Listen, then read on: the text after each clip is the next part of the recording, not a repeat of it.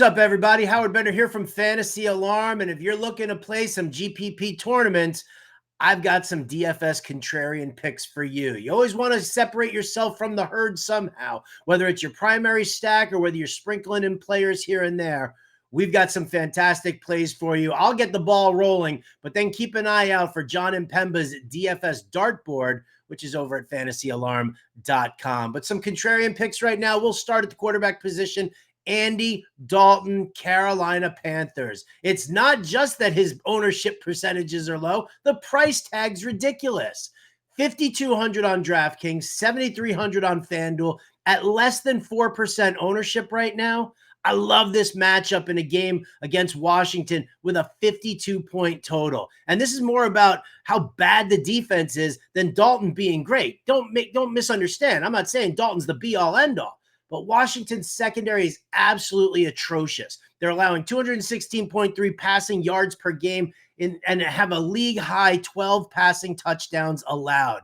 This price is fantastic, and he's being way overlooked after just a couple of struggling efforts. Remember, Washington bad, any quarterback against them good.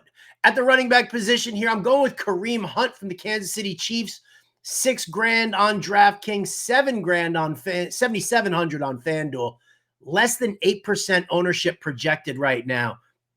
Everyone's scared of this big bad Niners defense, but their run defense has been middle of the road at best. Hunt's the bell cow in an Andy Reid system, and I don't need to tell you how special that can be. He's going to see work in the passing game. He's going to see volume and carries, and there's going to be a rough and tumble game against the Niners. And Andy Reid's going to want to establish that run early. So Kareem Hunt, if everybody's ignoring him, you want to get invested.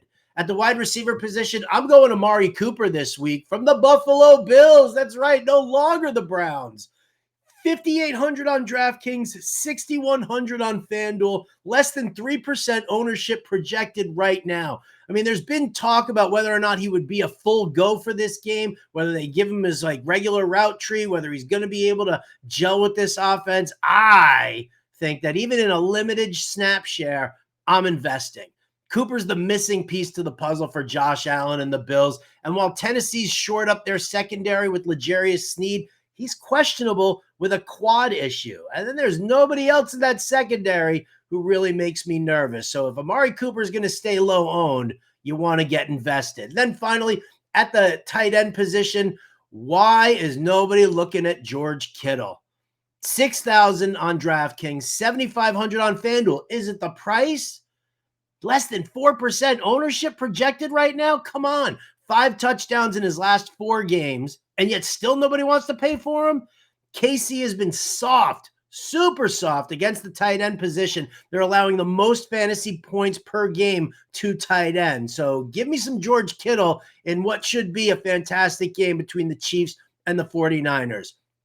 For more contrarian plays, go check out the DFS playbook from John and Pemba, as well as all of our DFS coaching articles that are sitting there on fantasyalarm.com right now, including my DFS watch list. If you don't have a subscription, fantasyalarm.com/all-pro. We're still running a 7-day free trial. So sign up for the monthly, sign up for the annual, take it for a free spin for 7 days, and I guarantee you, we'll pay for that subscription with how we're going to help you win.